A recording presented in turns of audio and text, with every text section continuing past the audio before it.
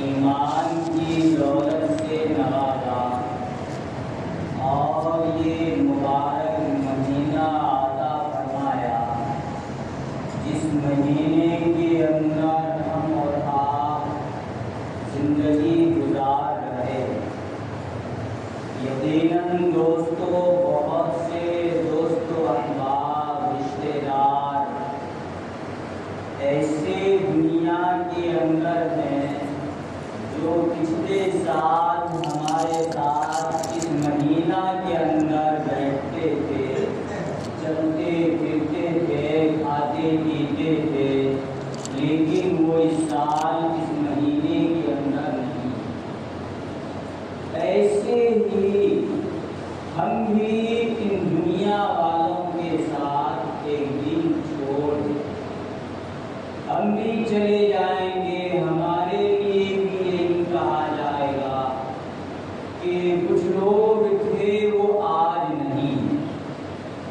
تو دوستو یہ دنیا کا دستور ہے، اللہ نے نظام مرتب کیا ہے، لیکن ہم اور آپ ایسی ناسمجھی کے ساتھ زندگی گزار رہے ہیں کہ جس بے عقلی کا کوئی انتہا نہیں۔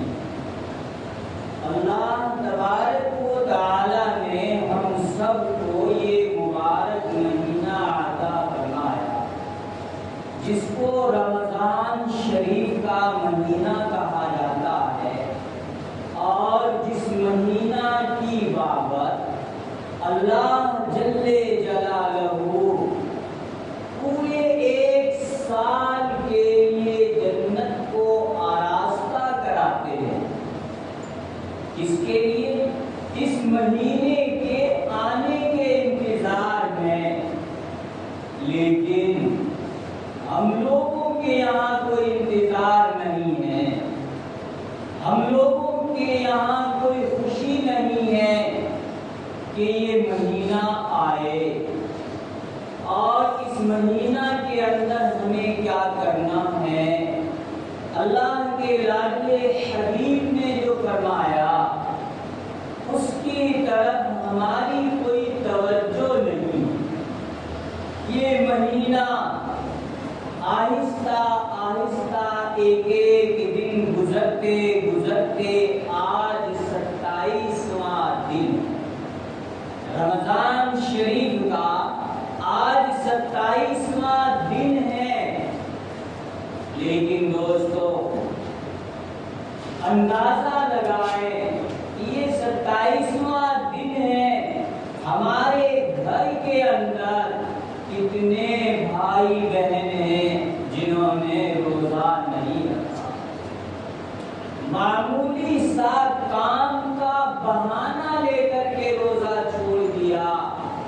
ہمارے کتنے بھائی بہن ہیں جنہوں نے نمازیں نہیں پڑھی۔ معمولی سا کام کا بہانہ کہ ابھی کٹان کا موقع ہے، کنک کا سیزن ہے، فلاں ڈیوٹی کا موقع ہے، کام سے فرصت نہیں ہے۔ بھائی دوستو جس دن یہ آنکھ ہماری بند ہو جائے گی، اس جسم سے روح نکل جائے گی، تو اس دن ہمارے سارے کام پورے ہو جاتے ہیں۔ نہ ہمارے پاس دکان کا تقاضا، نہ ہمارے پاس بھینس کا تقاضا، نہ ہمارے پاس ملازمت کا تقاضا، نہ ہمارے پاس کھیتی کا کوئی تقاضا۔ تمام تقاضوں سے ہم باہر نکل جاتے ہیں۔ جو ہم آج اپنے گھر والوں کی فکر لیے رہتے ہیں دن رات، بیوی کی فکر، بیٹی کی فکر، بچوں کی فکر، لیکن جب یہ اس جسم سے روح نکل جاتی ہے تو تمام فکروں سے ہم آزاد ہو جاتے ہیں۔ لیکن دوستو ہمیں تو اسلام نے طریقہ سکھلایا ہے، اس طریقے کے مطابق ہم اپنے آپ کو اس روئے زمین کے اوپر رہتے ہوئے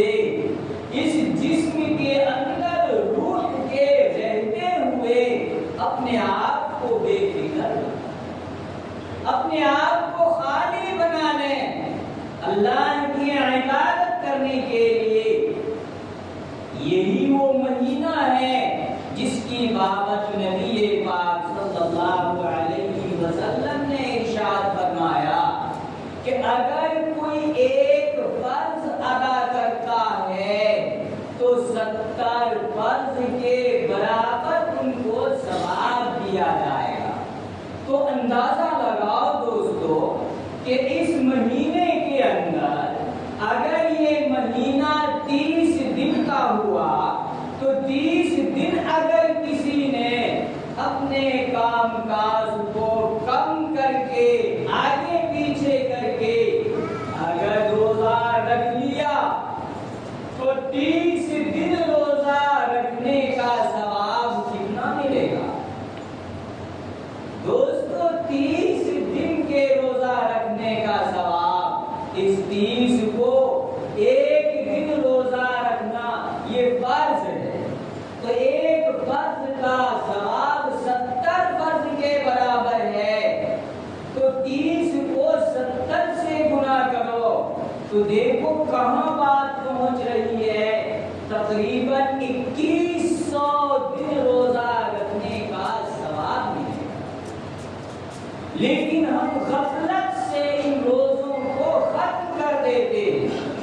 غفلت کی وجہ سے، لاپرواہی کی وجہ سے ہم روزہ نہیں رکھتے ہیں. روزہ نہ رکھنے کی وجہ سے اللہ کے لاڈلے حبیب کے دل کو ٹھیس پہنچا رہے ہیں، ان کے دل کو زخمی کر رہے ہیں. اور روزہ نہ رکھ کر کے اللہ کا ہم نافرمان بن رہے ہیں. اللہ کے نافرمانوں میں ہمارا شمار کیا جا رہا ہے. اللہ کے نافرمانوں کی فہرست میں ہمارا نام لکھا جا رہا ہے. دوستو ایک دن میں 5 وقت نماز فرض ہے. ایک دن میں 5 نمازیں فرض ہے. 30 دن کے اندر تقریباً 150 نمازیں ہوتی ہے اور پورے مہینہ کے اندر 150 نمازیں آدمی پڑھتا ہے فرض نماز. اور اس 150 کو 70 سے گنا کرو تو اندازہ لگاؤ کہ پورے مہینہ اگر کسی بھائی بہن نے پابندی سے فرض نماز ادا کیا تو اللہ کی طرف سے ان کو کتنی نمازیں ادا کرنے کا ثواب دیا جائے گا.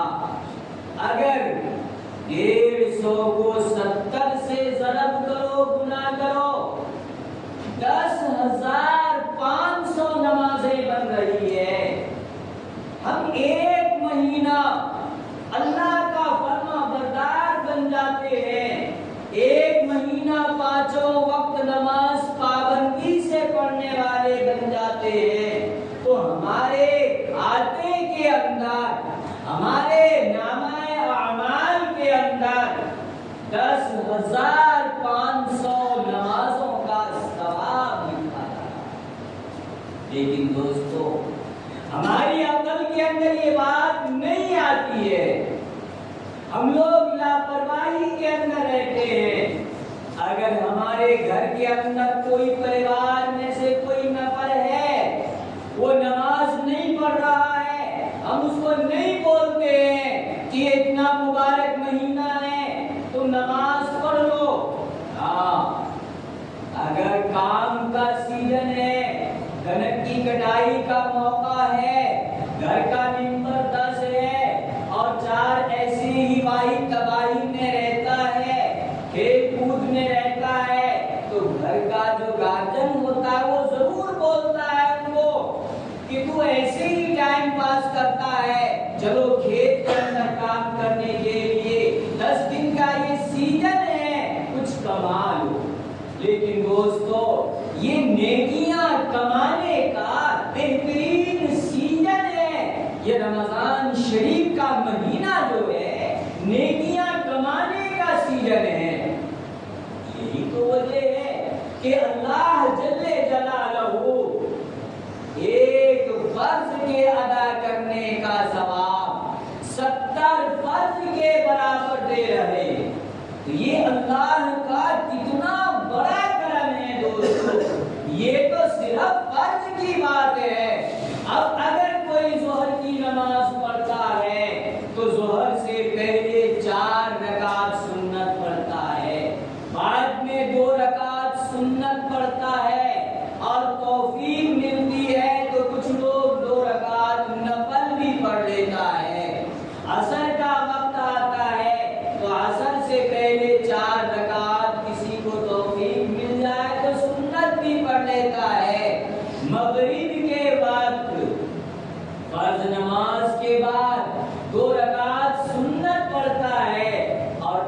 اللہ کسی کو توفیق دیتا ہے تو وہ اوابین کی 6 رکعت پڑھتا ہے 2 رکعت کر کے.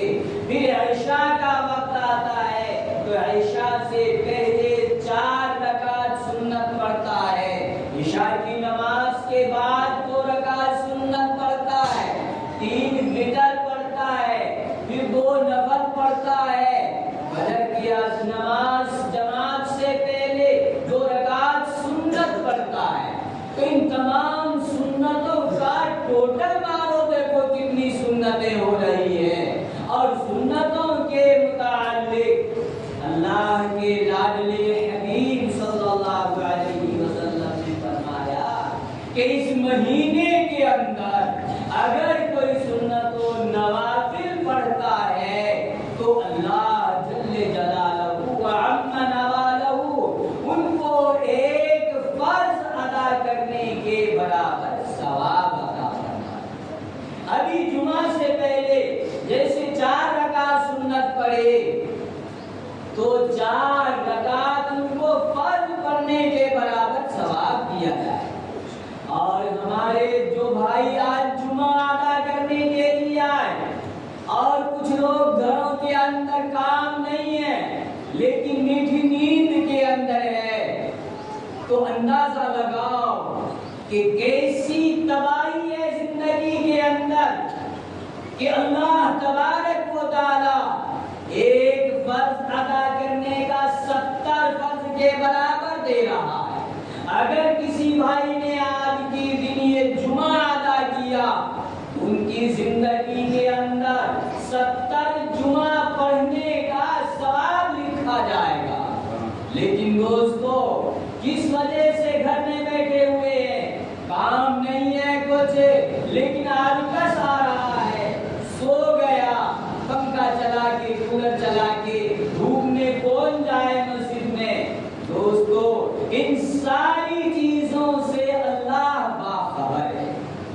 اللہ کو کوئی دھوکہ نہیں دے سکتا ہے. دوستو انسان کو دھوکہ دے سکتا ہے, اپنے دوستوں کو دھوکہ دے سکتا ہے, اپنے دوستوں سے باتیں بنا سکتا ہے کہ میری صحت ٹھیک نہیں تھی, مجھے یاد نہیں آیا, مجھے یہ تقاضا تھا, اپنے دوستوں سے بہانہ بنا سکتا ہے. لیکن اللہ جل جلالہ وہ ذات ہے جو انسان کی سوچ کو جانتا ہے. زبان پہ لانے سے پہلے دل میں جو خیالات ہیں اس خیالات کو وہ اللہ جانتا ہے, اس سوچ کو وہ اللہ جانتا ہے. اللہ کی ذات تو ایسی ذات ہے جو سمندر کے تہ میں اگر کوئی چونٹی چل رہی ہے, کوئی کیڑی چل رہی ہے, اللہ اس کی چال کو بھی سنتا ہے, ان کے چلنے کو اللہ دیکھتا ہے. سمندر کی تہ کے اندر اس چونٹی کی آواز کو اللہ سنتا ہے. اللہ تو ایسے قریب ہے دوستو کہ یہ وہ مہینہ ہے کہ اللہ دینے کے لیے, اپنے بندوں کو معاف کرنے کے لیے, اپنے بندوں کو راحت دینے کے لیے, اپنے بندوں کو مال دینے کے لیے, اپنے بندوں کو خوشحالی دینے کے لیے پوری رات بندوں کی طرف متوجہ رہتے ہیں اور فرشتوں سے اعلان کراتے ہیں کہ ہے کوئی مانگنے والا کہ جس کی مراد اللہ پوری فرمائے, ہے کوئی بیمار جو اللہ سے صحت طلب کرتا ہو اللہ اس کو صحت یاب کرے گا. دوستو پوری رات وہ فرشتے اعلان کرتے رہتے ہیں مگر ہم میٹھی نیند سوتے رہتے ہیں, ہم غفلت کے اندر گزار دیتے ہیں. تو اللہ تبارک و تعالیٰ نے یہ مہینہ ایمان والوں کے لیے نیکیاں کمانے کا بہترین ذخیرہ دیا تھا, لیکن ہم نے ضائع کر دیا. یہ مہینہ تو وہ تھا کہ اللہ کے لاڈلے حبیب نے فرمایا کہ فرشتے جبرائیل علیہ السلام آئے اور بددعا دی کہ جو ایمان والا رمضان کا مہینہ پائے اور وہ اپنے آپ کی مغفرت نہ کرا لے، ایسے لوگوں کے لیے ہلاکت و بربادی ہے۔ کیا مطلب کہ اللہ تبارک و تعالی اس مہینے کے اندر اس قدر متوجہ ہوتے ہیں کہ بندہ تھوڑی سی اللہ کی طرف اگر جھک جائے، اللہ سے مانگنے لگ جائے تو اللہ اس کو عطا فرما دے۔ تو دوستو، آج ہم بڑے ہی غفلت کی زندگی گزار رہے ہیں۔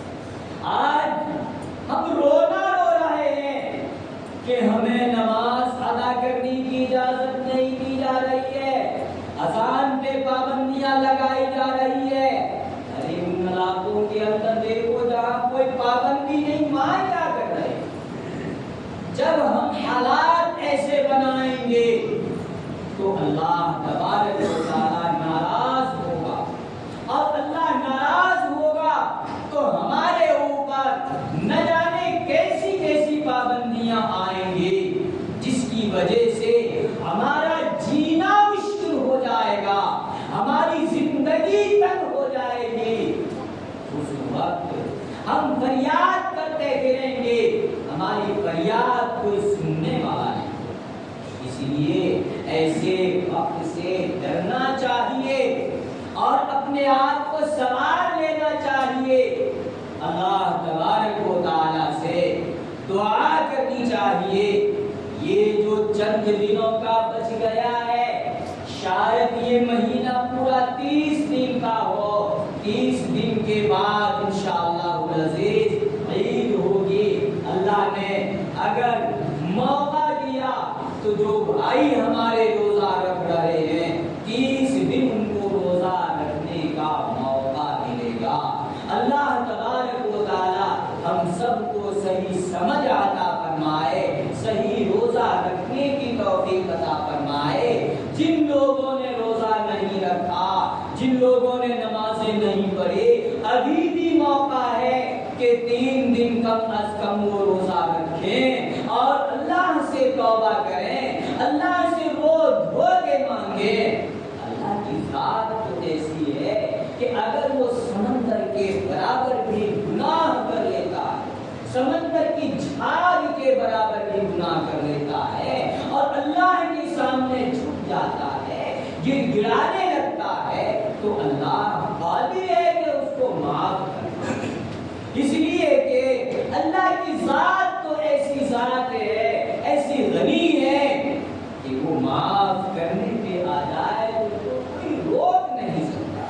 اس لیے دوستو، ہم سب کو اللہ تبارک و تعالی نیک عمل کی توفیق عطا فرمائے، اور اس مہینے کے اندر جو دن بچے ہوئے ہیں اس میں اپنے آپ کو تسبیحات میں لگائیں، درود پاک کے پڑھنے میں لگائیں، قرآن کی تلاوت میں لگائیں، نوافل پڑھنے میں لگائیں، جن کو قرآن پڑھنا آتا ہے قرآن پڑھنے میں لگائیں، تاکہ اللہ تبارک و تعالی ہم سب کو بے شمار نیکیاں عطا فرمائے، جو ہم سب کے لیے یہاں سے جانے کے بعد آخرت میں ہمارے لیے ایک بہترین ذخیرہ بن جائے۔ لیکن دوستو، فرق یہ ہے کہ ان کا جو کچھ اجر ملنے والا ہے، جب وہاں اس کا بدلہ دیا جائے گا، اجر دیا جائے گا، اس وقت یہ انسان تمنا کرے گا کاش اے اللہ دوبارہ بھیج دیتے اور پورا سال کا سال ہی روزہ ہوتا، تمہیں پورے سال روزہ رکھتا، پورے سال تراویح پڑھتا، پورے سال نمازوں کا اہتمام کرتا، پورے سال قرآن کی تلاوت کا اہتمام کرتا۔ لیکن دوستو، ہمارے اور آپ کے اندر آنکھوں کے دیکھی کا اعتبار ہے، نبی پاک صلی اللہ علیہ وسلم کی فرمان کا ہمارے دل میں کوئی قدر نہیں۔ اس لیے دوستو، اگر